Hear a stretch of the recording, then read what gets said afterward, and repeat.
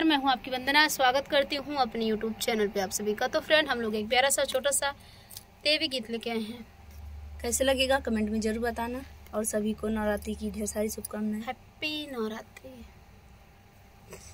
मैया ओढ़े चुनरिया लाल रूप बड़ा प्यारा लगे। मैया ओढ़े चुनरिया लाल रूप बड़ा प्यारा लगे। मैया के माथे बिंदिया चमके। मैया के माथे बिंदिया चमके। चमके चुनरी लालो लाल रूप बड़ा प्यारा लगे। चमके चुनरी लालो लाल रूप बड़ा प्यारा लगे। मैया ओढ़े चुनरिया लाल रूप बड़ा प्यारा लगे। मैया ओढ़े चुनरिया लाल रूप बड़ा प्यारा लगे। मैया के कानों में कुंडल सोहे। मैया के कानों में कुंडल सोहे। चमके लगल बिच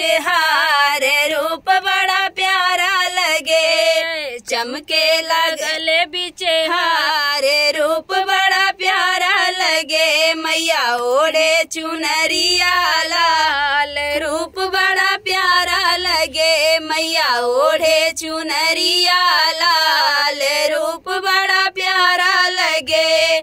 मैया के हाथों में चूड़िया सोहे। मैया के हाथों में चूड़िया सोहे। चमके कंगन लालो लाल रूप बड़ा प्यारा लगे। मैया चमके कंगन लालो लाल रूप बड़ा प्यारा लगे। मैया ओढ़े चुनरिया लाल रूप बड़ा प्यारा लगे। मैया ओढ़े चुनरिया लाल रूप बड़ा प्यारा लगे।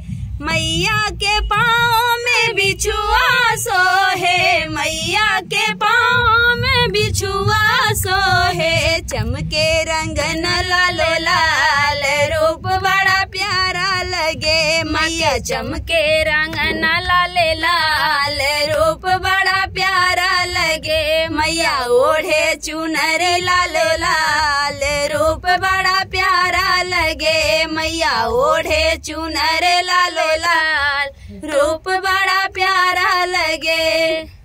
तो जय माता दी सभी को। और